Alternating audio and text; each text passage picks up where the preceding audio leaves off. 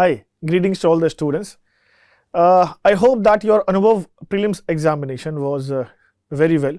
You studied well, you attempted the question well. This is Shashank Sharma and I will be taking the geography questions of discussion via this video. So let's start without wasting the time. So to start with, the first question of geography, question number 58, it says that with reference to islands of India, consider the following statements. Okay, it says that first, Lakshadweep Islands are the emerged part of the mountain chain. Again, I often talk to my students that whenever you go with the UPSC preparation or you are trying to attempt the question, try to encircle the points, the main points, so that you can at least focus a lot towards the theme or the demand of the question. You know that this says the Lakshadweep Islands are the emerged part of the mountain chain. No, this is definitely not correct. Why? Because Lakshadweep Islands are majorly a coral formation, consist or built up of lacative shagos, submarine ridges. So based on this very factual, or I would say a very basic information regarding the Lakshadweep, we may say that statement 1 is definitely incorrect. And now once we know that statement 1 is definitely incorrect, what we can do is we can eliminate wherever 1 is situated. So now we are left with 2 and 3 and 3 only. 3 are both there. That means without even knowing the statement or reading the statement, we know that statement 3 is definitely correct, right? This saves our time, right? And you should practice attempting the questions just like this. Now 2, atolls are the prominent features found in Lakshadweep group of islands. We know that atoll reefs, right? Atoll reefs are found and they are the prominent feature of the Lakshadweep. That is why we know the statement 2 again is very correct statement. The answer will be B, 2 and 3. Again, my dear friends, what I did with this question paper is just try to make sure that we go up with the very basics, right? With a very basic understanding of the question itself. So based on this, we have got the answer. Now moving towards another question, that is question number 59. Consider the following statements about Indian agriculture. This question is asking about the Indian agriculture scenario. Got it. Rice is grown as a rabi crop. Again, take a hold of it. We know that rice in the Himalayan region, right, or in the northeastern part of the country, this is rather a kharif. This is rather a kharif crop, not a rabi crop. Eliminate it. Right. Now, this is a pair base of question. We have found that there are not statement base of question, but rather a pair base of question. Even in that particular part, we can somehow use this elimination technique. How? We know as 1 is definitely incorrect, all 3 can be eliminated. Now we are only left with 3 of the statements. 3 of the options available. Now moving up to second, Karnataka is the largest producer of jowar. Okay, again take part.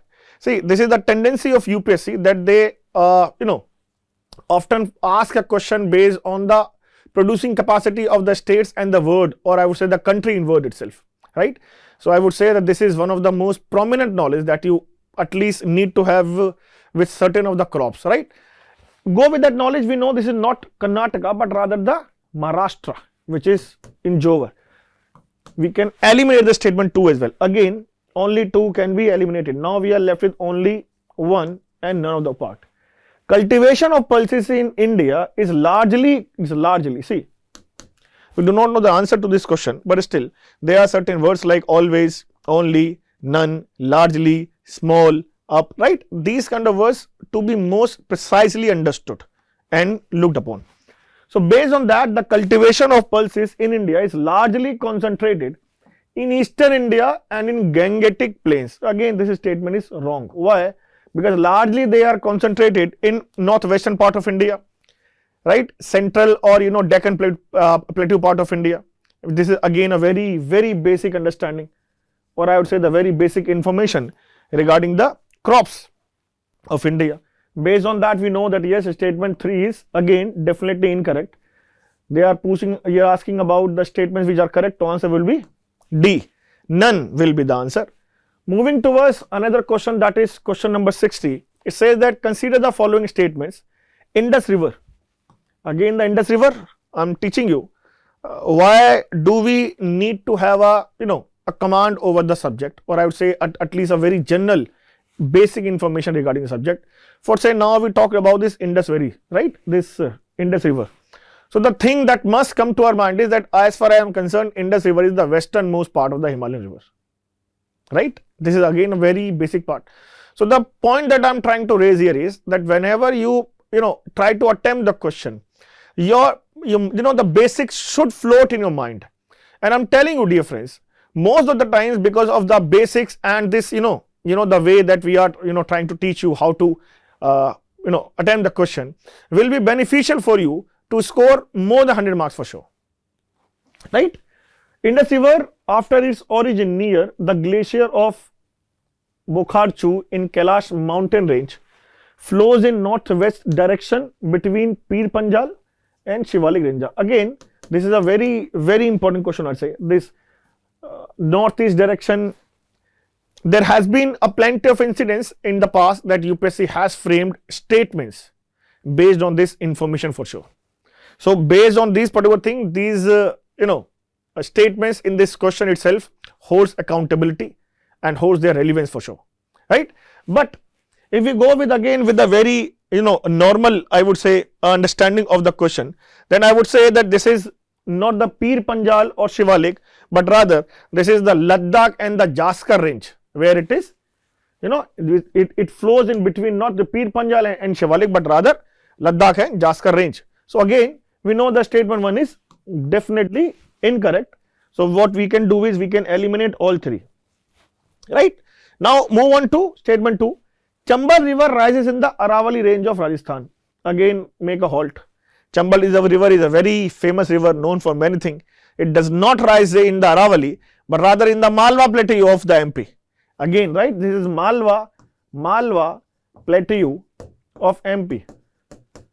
Again, very basic and the factual information, and plenty of time when you will be studying about I would say regarding this environmental part as well. You must have heard about this statement as well, right? So based on this particular knowledge, we know the statement 2 is even definitely incorrect, right? So only 2 can be eliminated as well. See, what I am trying to teach you in here is somehow down the line, still the way we used to attempt, or the way students used to attempt the question, and the basic knowledge, the conceptual clarity is still indeed holds significance even when we are having a 2023 kind of prelims question paper, right? Third, Son is a large south bank tributary. Always remember, yes, this is the south bank tributary of the Ganga, right? It originates in the Amarkantak plateau. This is the correct statement by factual. Statement is correct. So the asking about how many of the above statements above are correct, so answer will be only 1, right? Now let's move towards question number 61. It says, consider the following statements about the mineral wealth of India. Okay. Tertiary coal deposits are only, I told you there are certain words which always, whenever you see these words, just encircle it, right? Your mind should be in a mode that what is exactly going on, I need to understand it. Only concentrated in Tamil Nadu, Karnataka and southern Odisha. Again, this is I would say very normal understanding. Why would I say the normal or the basic understanding? The reason being that we know that coal in India are being based on 2 bases. The first is Gondwana land based coal, and the second is this tertiary coal. This question is asking about the tertiary coal deposits, and the tertiary coal deposits are not being witnessed in the southern India, but rather in the the northeastern India, in Indian states, for say Arunachal Pradesh, for say Assam, Meghalaya, right, Assam as well. So these kind of states where this tertiary coal deposits are being found. So we can eliminate again, eliminate all 3, right?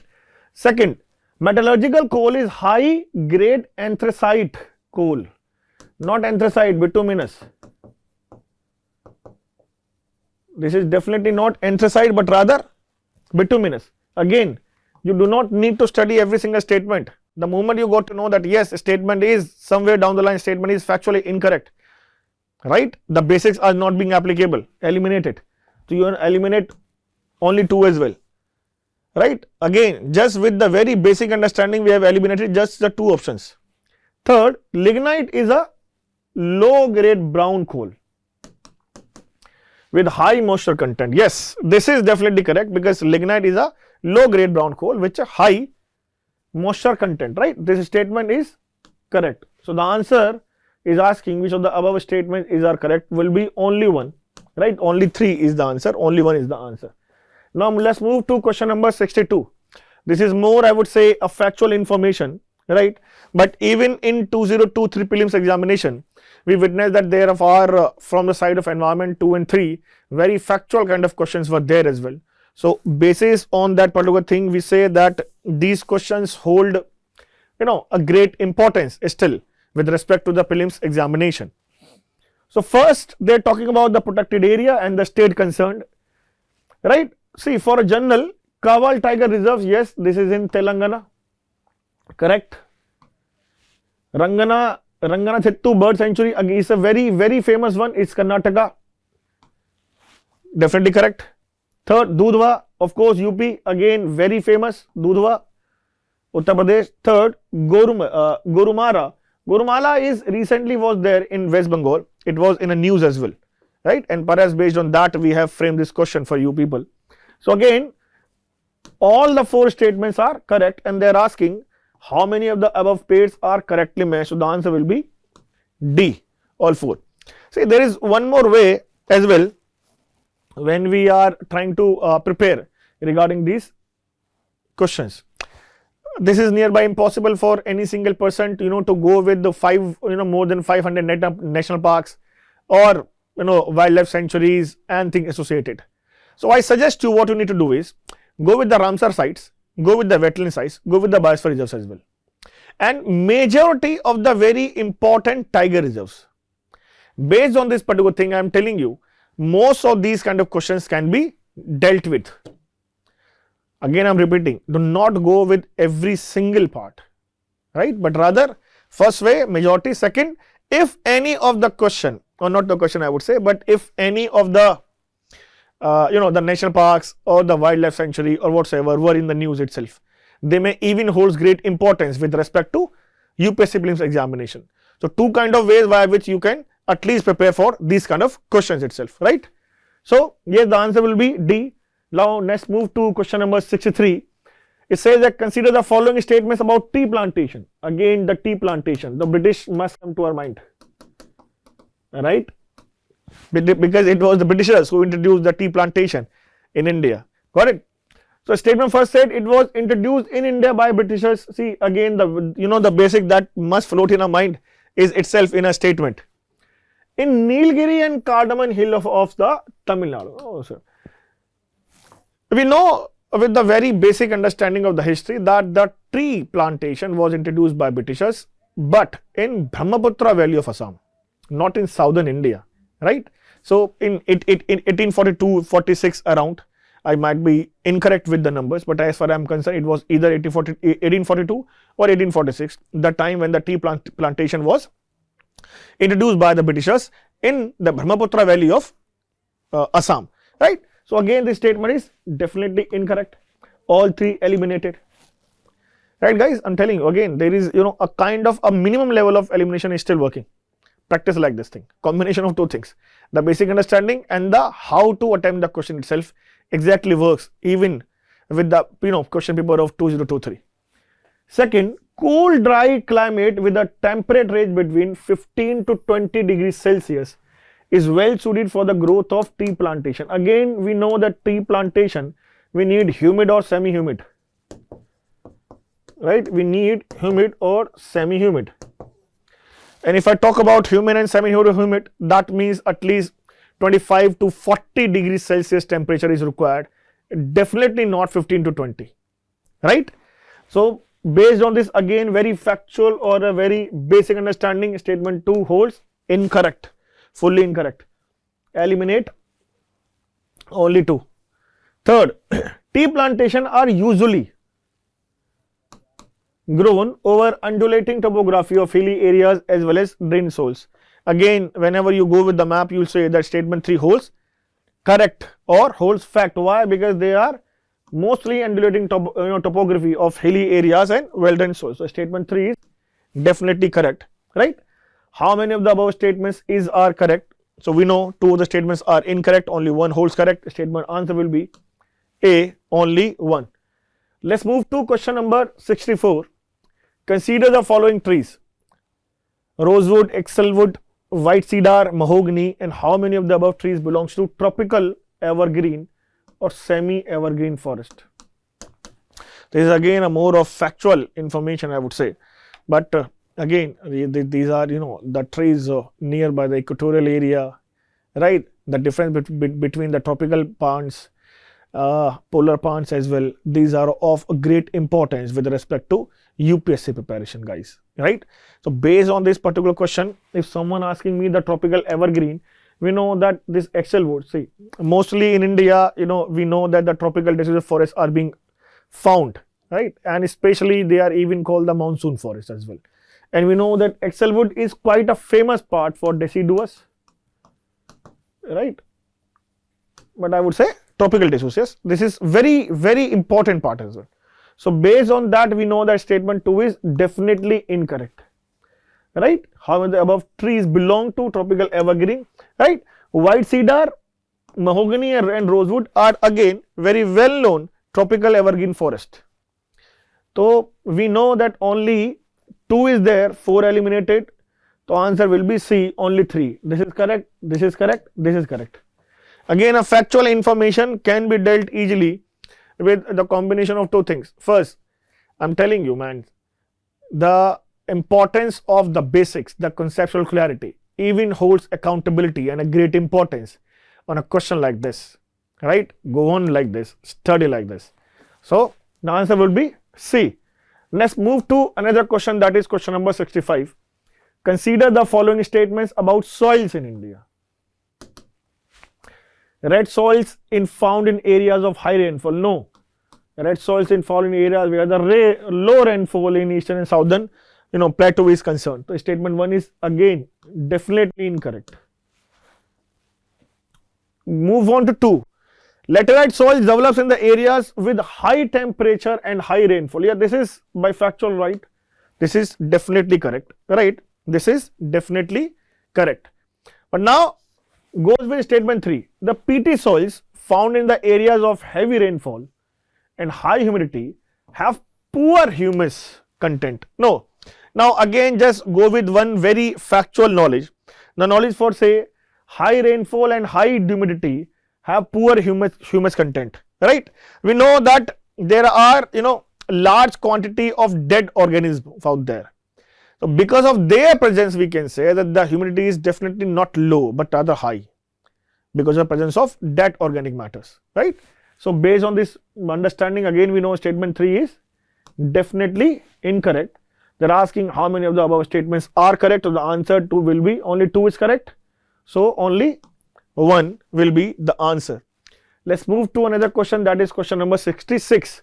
The equator of the earth passes through which of the following countries? They are asking about the equator. Okay. Again, the Tropic of Cancer, equator, or Tropic of Capricorn, right? Plus the adjacent countries of the seas mainly. These are of great importance, and UPSC altogether after year has been asking questions like this. So these questions becomes really very important again. And if you go with this particular knowledge, we know that equator passes through Kenya, Somalia, Brazil, but definitely not Bolivia, right? So these kind of questions can be dealt with the help of map reading as well. So I suggest to people that kindly go on with the map, right? The atlas, the Oxford Atlas, whatever you have in your hand, go with it, and rather summarizing the points, just have a look towards where the equator is exactly passing through. Mark those countries. Based on this thing, you will understand that yes, I can figure out the countries easily via on my D-Day, that is your actual prelims examination. So this Bolivia is definitely correct. Sorry, definitely not correct. So wherever 4 is there, eliminated. And Kenya, Somalia, Brazil are definitely correct. So the answer will be 1, 2 and 3, right? So answer will be D, 1, 2 and 3. Now move to question number 67. Consider the following statements. Okay, the Strait of Hormuz connects the Persian Gulf and the Gulf of Oman. Definitely correct. Bab al-Mandeb Strait connects the Gulf of Aden and Red Sea. Again definitely correct. Socotra Islands is located in the Red Sea. See, Socotra Island, even UPSC in its PYQs has asked this question. A question related to the Socotra Island. And I often say to my students that, when you are preparing for the UPSC Prelims examination, there is a great leverage and the great importance associated with the PYQs, with the analysis of PYQs, with the reading of the PYQs and their explanation associated, right? So if you just could have been gone with this particular knowledge, you should have even known that this Socotra Island is definitely not located in the Red Sea. It's nearby to Yemen, right? There's no link of Socotra Island to the Red Sea. Statement 3 is definitely incorrect. So all 4 is eliminated at this moment. Third, the Gulf of Aqaba connects Jordan with the Red Sea. Statement 4 is again correct. So this question asks that how many of the above statements above are correct. So 1 is correct, 2 is correct, 4 is correct, but 3 is definitely not correct. So the answer will be only 3. Now let's move to question number 68. The question number 68 says that consider the following statements. Cirrus clouds are formed at high altitude and have a thin feather-like appearance. Yes, statement 1 is definitely correct. We know that there are certain kind of clouds associated, and cirrus is one of them. And yes, it is definitely formed at high altitude and have a thin feather-like appearances. Second, cumulus clouds are layered clouds. No, these are not the layered clouds, but rather the individual. Again, the very specific understanding of the basics, that the cumulus clouds are not the layered clouds, but they are the detached, the individual clouds, right? So based on that particular part, we may say statement 2 is definitely correct. And this is, cumulus clouds are mostly associated with the fair temperature, right? So this mixing of air masses even holds wrong. Statement 2 is definitely incorrect. So only 3 is there, only 4 can be eliminated, right? Nimbus clouds are shapeless masses, correct? They are the shapeless masses that are opaque to the rays of the sun. Yes, nimbus clouds की खूबी ही होती है that they are opaque to the rays of the sun, right? 3 is definitely correct. 4 says that mist contains less moisture than the fog. No, mist are mostly being found over the mountains, right? So because of their topography, I would say, because of their location, I would say, we know that this does not have lesser moisture than the fog, but rather higher, right?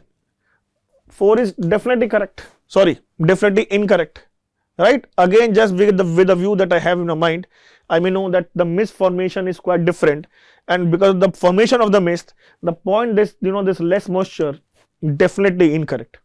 So based on that, I would say how many of the above statements are correct, they are asking.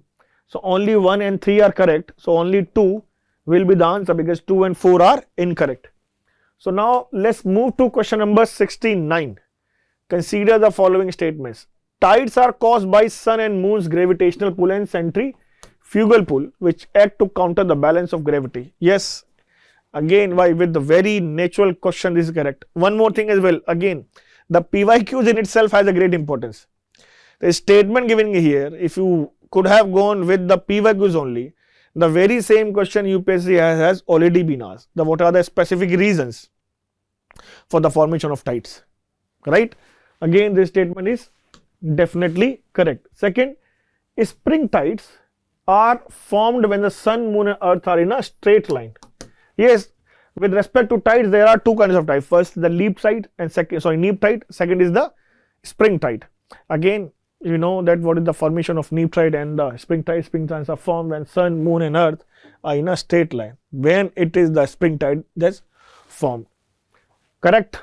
Third, surges caused by meteorological effects, pressure changes, winds are more regular and frequent than tides.